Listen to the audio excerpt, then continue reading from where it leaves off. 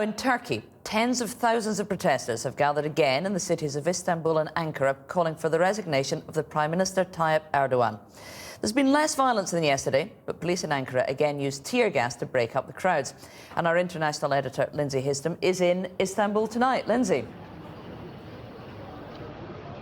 Sarah, the crowds are gathering here tonight. There are several thousand behind me over there in the square. That's very peaceful. But over to my left, a couple of miles away in a place called Beşiktaş, I'm told that there is tear gas being used and there is some violence. Minister Tayyip Erdogan, he tried to play it both ways today. He said he would talk to the protesters, but then he insulted them. This is mainly a secular, middle-class crowd. He said that anybody who drank alcohol was an alcoholic. And he said that Twitter, which is of course the main method they use to communicate, was a menace to society. But none of that is deterring the protesters, as I found out this afternoon. They're chanting, "Tayyip, resign," calling on Prime Minister Tayyip Erdogan to step down.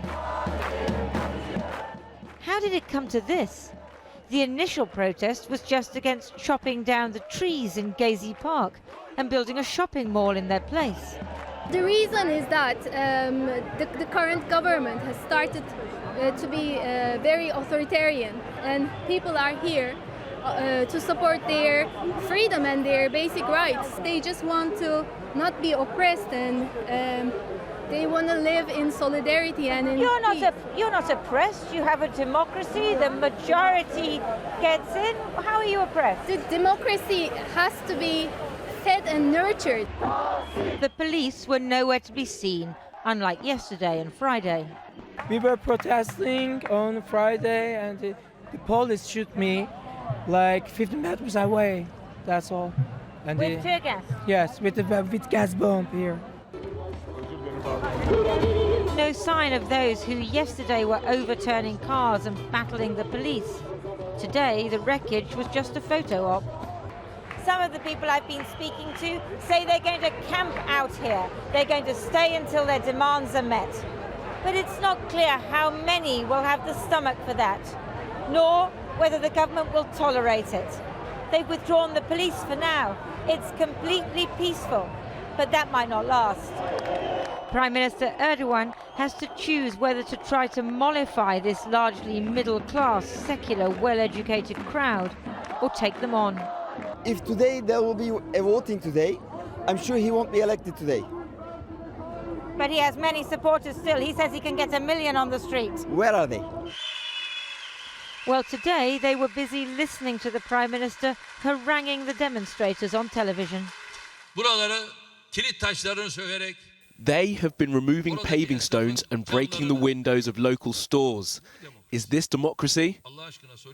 They say Tayyip Erdogan is a dictator. I have nothing to say if they call the person who has committed himself to serving his nation a dictator. In Ankara, the police didn't show the same restraint. They fired tear gas at the crowd, some of whom responded with rocks and other missiles. The violence was comparatively minor, but it shows the protests haven't run out of steam. Here in Istanbul, the protesters were enjoying the absence of authority. But a walk in the park doesn't mean a political victory. That will be much harder to achieve.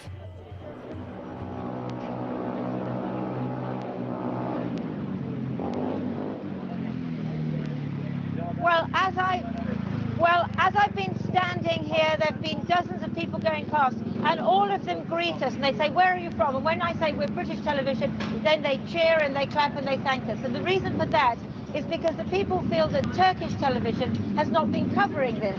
On the first couple of days of the protest, it really wasn't on the television at all. And they say that that's because of censorship. Now, what's going to happen next? It's very hard to tell. If the police stay out of it in the square, it may just dwindle away. But if the police come back and if there's more violence, then I don't think that this protest will just vanish. And that will be a much bigger problem for the government of Prime Minister Tayyip Erdogan. Back to you, Sarah. Thanks for that, Lindsay.